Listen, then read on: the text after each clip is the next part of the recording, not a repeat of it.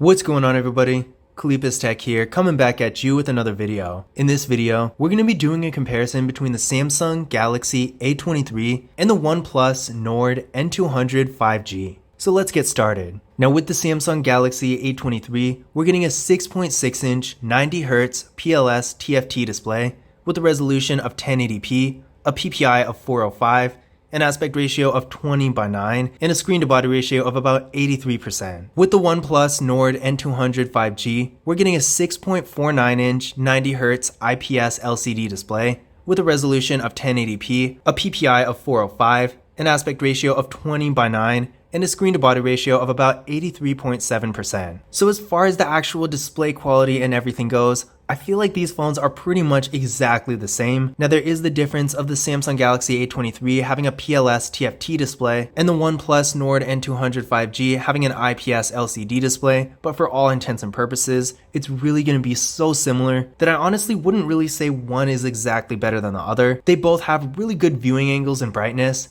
Their colors look really nice and bold, and they have sharp, crisp images, so honestly, if you're doing any kind of content consumption, either of these phones will be a great option. They even have the same refresh rate. At 90Hz, the movement on the screen is going to be a little bit faster and smoother, so that's going to give you a better experience when you're doing stuff like streaming videos and playing games, and then when you're just navigating through the phones in general, it's going to feel a little bit more premium. Now the one difference here is that the Samsung Galaxy A23 does have a slightly larger display at 6.6 inches versus 6.49 inches, so that definitely is going to make a little bit of a difference at least. With the Samsung Galaxy A23, things are going to be a little bit larger and slightly easier to see, and you'll get a better experience in content consumption as well. So in general, I would say the Samsung Galaxy A23 has a slight edge over the OnePlus Nord N200 5G, but really not by much. And as far as the display goes, I don't think you're going to go wrong with either of them. Now for storage, the Samsung Galaxy A23 has 128GB of internal storage with microSD card expansion, and the OnePlus Nord N200 5G has 64GB of internal storage with microSD card expansion as well. Now keep in mind, there are several variants of the Samsung Galaxy A23, but this specific variant does happen to have 128GB, whereas there are others that have only 64. If you are in a position where maybe you're a power user and you need more storage, with the Samsung Galaxy A23, you can just get the variant that has 128, whereas with the OnePlus Nord N200 5G, you're stuck with 64, and if you need more than that, if the microSD card expansion isn't enough for you, you're just going to have to get a different phone that has more storage. So in general, the Samsung Galaxy A23 does have an advantage here with double the space of the OnePlus Nord N200 5G. So if you're a power user, if you have lots of apps and photos and videos and stuff on your phone, definitely keep this in mind, because although microSD card is great, having more storage on the phone itself is honestly a little better. But then again, that's not to say that the storage with the OnePlus Nord N200 5G is terrible, because 64GB of internal storage for the average user is probably going to be fine. Again, it really just comes down to the fact that having 128GB of internal storage, the Samsung Galaxy A23 does have double the storage of the OnePlus Nord N200 5G, and that's really something to keep in mind. Now there's no wireless charging with either of these phones, but both of them do have fingerprint scanners, in fact right on the exact same spot,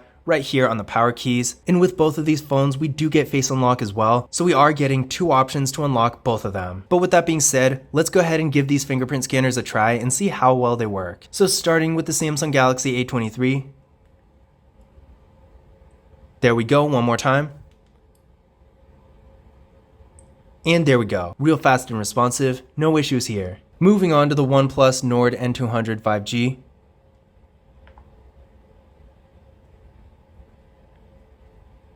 There we go, one more time. And there we go. The first one could have been a little smoother, but that may have been my fault. But in general, both of these fingerprint scanners are not only really conveniently placed, but they also work really well, as you just saw, so I really have no complaints here. Now taking a look at these phones' camera setups, with the A23, up front we got a water drop notch for the front facing camera, and this camera is 8 megapixels. Then on the back, we got a quad camera setup with a 50 megapixel main camera, a 5 megapixel ultra wide camera, a 2 megapixel macro camera, and a 2 megapixel depth sensing camera. With the OnePlus Nord N200 5G, we got a hole punch design for the front facing camera. Design wise, I definitely think this looks quite a bit better. And this camera is 16 megapixels. Then we got a triple camera setup on the back with a 13 megapixel main camera, a 2 megapixel macro camera, and a 2 megapixel depth sensing camera. So as far as features go, the Samsung Galaxy A23 does have the advantage here. It has pretty much everything, including an ultra-wide camera, whereas the OnePlus Nord N200 5G only has a macro camera, but there's no ultra-wide camera with this phone. So if you're taking a lot of photos and you want a wider variety of features, then the Samsung Galaxy A23 is probably going to be a better choice here. In addition to that, the Samsung Galaxy A23 does take higher quality photos in general. So overall, in pretty much every way, if taking really nice photos is a priority for you, the Samsung Galaxy A23 is probably going to be a little bit more appealing here. But then again, if you do like to take a few nice photos here and there, but it's not really the main focus of your phone, then the OnePlus Nord N200 5G is going to be perfectly fine, because although it doesn't have an ultra-wide camera, which is kind of disappointing, it still does have pretty good quality when it comes to the main rear camera. So even though the Samsung Galaxy A23 is a little bit better, I wouldn't say the OnePlus Nord N200 is bad camera-wise by any means. Now as far as video goes, neither of these phones are really anything special. Both of them cap out at 1080p at 30 frames per second in both the rear and front cameras, so no 4K or anything like that for either of them. So if you want to take some real high quality videos, neither of these are really going to be the greatest choices. Even their 1080p videos are pretty mediocre. Now if you're just using the video functions for something like Snapchat, where the quality doesn't really matter a whole lot, then it should be fine. By all means, go for it. Or maybe if you're getting some 2-second clips of B-roll that are just small parts of a larger video, then it might be okay. But if you really want to get good quality videos, you can definitely do better. Now internally, both of these phones are getting 4GB of RAM. With the Samsung Galaxy A23, we got the Qualcomm Snapdragon 680 4G processor, and with the OnePlus Nord N200 5G, we got the Qualcomm Snapdragon 480 5G processor. So both of these phones have really good processors, but I do want to point out the OnePlus Nord N200 5G, as the name suggests, is a 5G phone, whereas clearly the Samsung Galaxy A23, as you can tell by the name of the processor, is not a 5G phone. So if you want that 5G connectivity, then the OnePlus Nord N200 5G is probably going to be the better device here. But that being said, I did run Geekbench 5 benchmark tests on both of these phones, and they were actually pretty close. The Samsung Galaxy A23 came back with a single core score of 386 and a multi-core score of 1644, and the OnePlus Nord N200 5G came back with a single core score of 463 and a multi-core score of 1584. So these are really close. I don't really think there's going to be a huge difference in performance here. Both of them are around the same level, but it is actually pretty impressive that a 4G phone like this ended up having a higher multi-core score than the 5G phone. Just given my original expectations for the A23, I didn't expect it to be this powerful. I honestly knew pretty much nothing about this phone when I ordered it, so that was pleasantly surprising. But that being said, despite the relatively small difference here, both of these phones are going to have some pretty good performance. So no matter what you're doing on here, whether it's web browsing, social media, or maybe some mobile gaming, both of these phones are going to be able to handle pretty much anything you throw at them, and it'll be around the same level. Maybe the Samsung Galaxy A23 might be slightly faster than the OnePlus Nord N200 5G,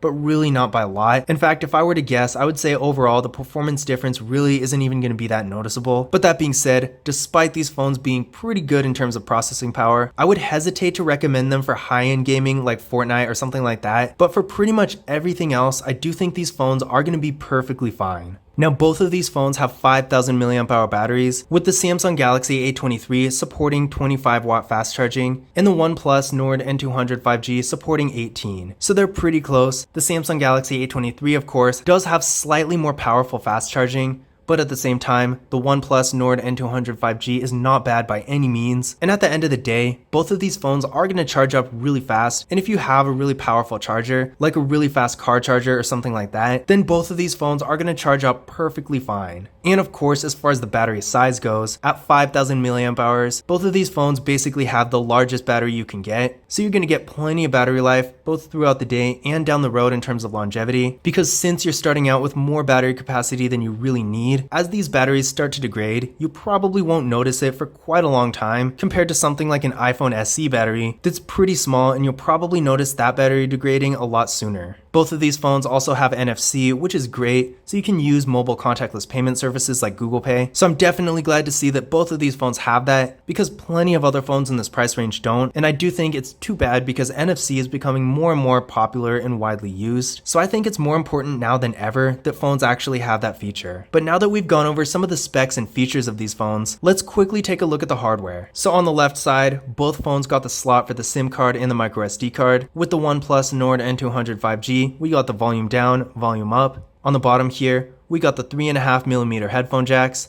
microphones, USB-C ports, and the speakers. On the right side, both phones have the power key that again is also the fingerprint scanner for both of them. With the Samsung Galaxy A23, we got the volume down, volume up. On the top of the phones, we got the noise canceling microphones. And on the back here, we got the camera setups, the flash, and their respective branding. Now as far as the actual materials and overall design goes, I do think the OnePlus Nord N200 5G is quite a bit better, even though except the glass displays, both of these phones are plastic all the way around. The materials in the OnePlus phone definitely feel quite a bit better. It's got a nice matte finish that doesn't pick up fingerprints too badly, and it has a good amount of weight to it. It just feels really high-end in general, whereas the A23, while having decent build quality and pretty sturdy buttons, feels more just like a cheap, low-quality plastic, and I'm really not a fan of this finish. So overall, in terms of appearance and just general design, the OnePlus Nord N200 5G does look a lot nicer and more modern, and it feels a lot higher end too, whereas the Samsung Galaxy A23, while having decent build quality and pretty good parts overall, doesn't really have the greatest material on the back and doesn't feel premium by any means. But in conclusion, which of these devices is better? I would say that overall, in most ways, I do think the Samsung Galaxy A23 is the better device.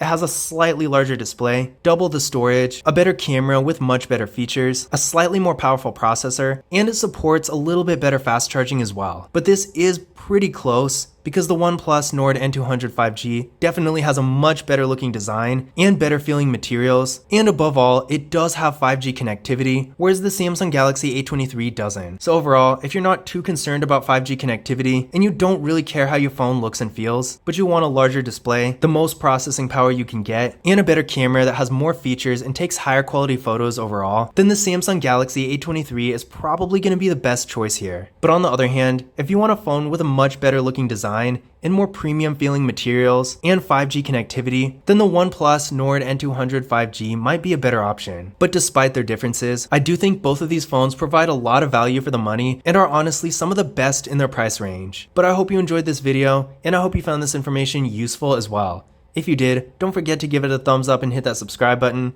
And if you want to learn more about either of these phones, be sure to check out my full reviews and other videos about them on the channel. But that's it for this video. As always, I will see you in the next one.